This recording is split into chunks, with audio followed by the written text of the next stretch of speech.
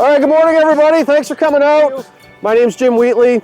I'm a captain with the Lebanon Fire Department. Both Lebanon and Enfield Fire Departments are here today. Really, what we want to do today is take the opportunity just to remind everybody and talk about some ice safety in general.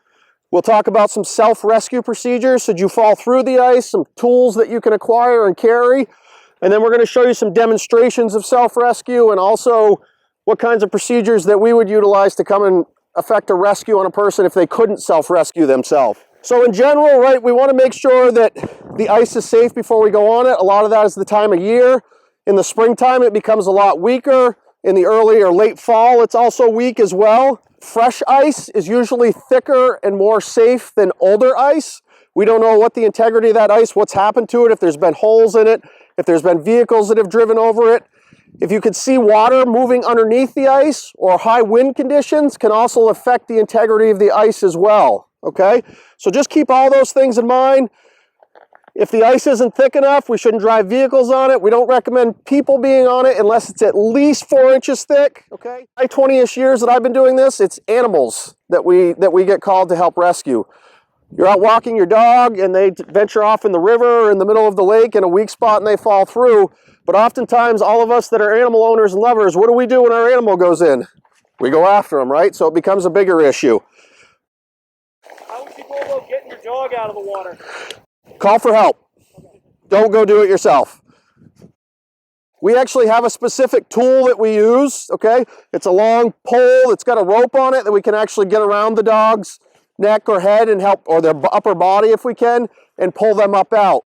But we would much rather that we be there trying to do that with this protective equipment on than risk one of you guys falling in further.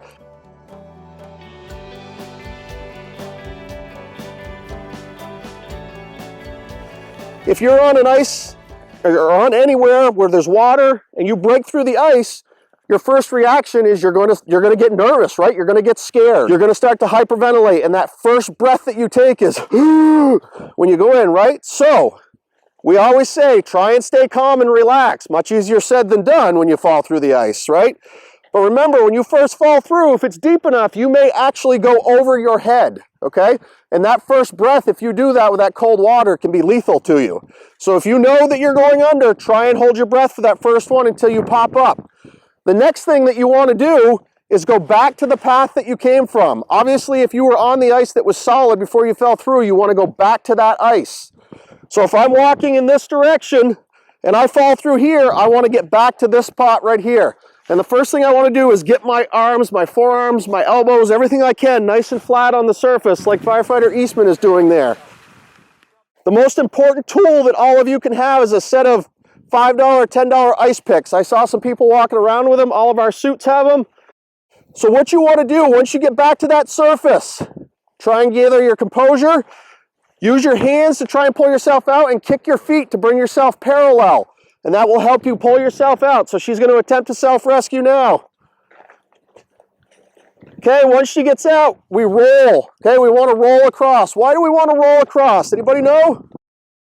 Exactly, spread that surface area out. Always stay horizontal with the surface, not vertical. Why don't you do that one more time for us? So again, along with the ice picks that you can carry with yourself, we always encourage people to have some sort of personal flotation device when you're out here. Obviously, it's not comfortable. It doesn't always look good. It doesn't always feel good. But for your safety, we always encourage it, okay?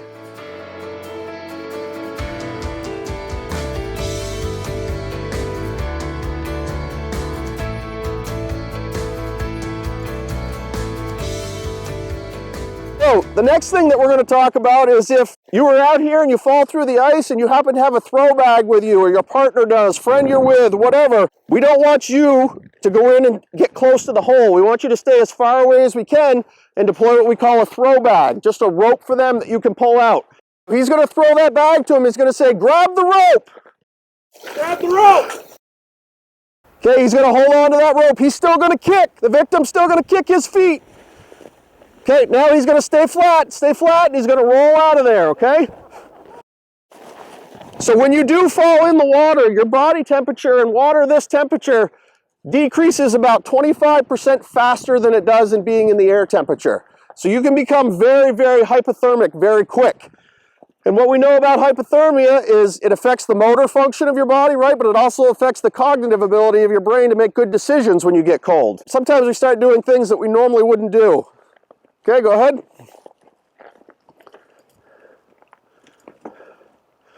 He's going to kick his feet. Good, good. That's good. Okay, so the first thing we do is try and self-rescue or instruct somebody to self-rescue. The next thing is what we call throw. Okay, we just did a throw bag like we did. And now there's two different versions of what we call go. Okay, so it's talk to them, throw, and then go. Go means they can't assist their own self to get out. So we're actually going to send a rescuer out close to that shelf, put a device on them to help them get them out. This device that firefighter Cleveland has on his shoulder is called the Marsar's ring. At this point, we've arrived now, and we're going to try and effect the rescue. Okay, firefighter Cleveland's going to be down low, and he's going to crawl out. Get your hands straight out on the ice. Yep, good. So he's going to trap his dominant hand and wrap this flotation device around him. And firefighter Cleveland's going to stay nice and low to the ground. He's securing this ring. And we've got people back here to help pull the rope. So we're in very close proximity here, but lots of times we're a long ways offshore from where the ropes may be, so we use hand signals to communicate. Okay, this means you're okay. This means haul, stop. And anytime anything goes bad, if we say stop, that's what we call a hard stop. Everything stops until we find out what's going on. The very last thing that we talk about in the go procedure is we actually will put a rescuer in the water with the victim, okay?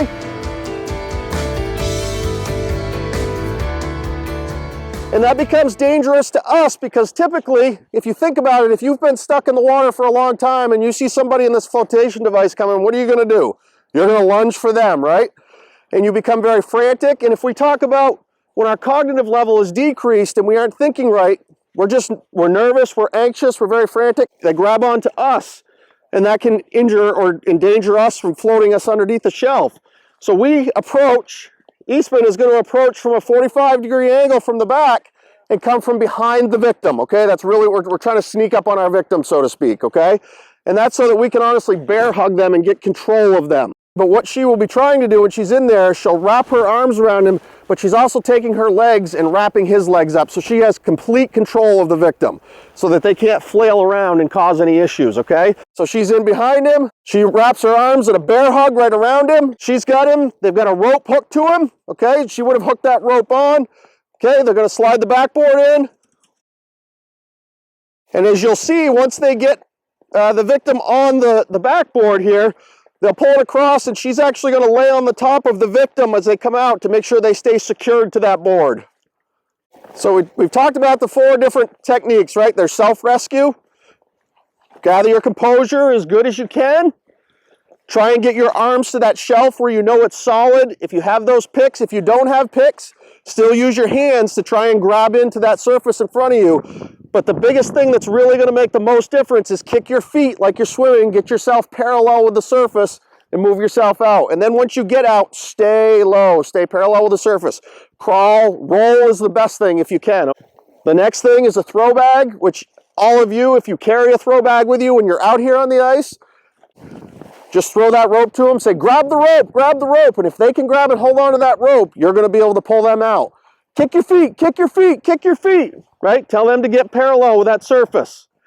And then the next thing are the really invasive rescue procedures where we will come up, try and put a ring around them, put a flotation device on them, or if we have to go in the water, we will. That's our last choice. Any questions on general ice safety at all that we could try and answer for you that we haven't talked about? Can you talk about skating on rivers? Yeah, absolutely. So my preference would be not to skate on a river, okay? And some of the reasons that I talk about that, or would say that, is because there's always water moving underneath the ice surface, okay? And that erodes that ice very quickly. It can be very deceiving on how thick that ice actually is. The other problem is anything you do on a river that's covered in ice, if you go under, there's a current, right? And if you get sucked underneath that ice shelf, it's not going to be good. So I really don't encourage anybody, and this is me coming from the public safety standpoint, right? From anybody being on ice on a a dynamic moving water source.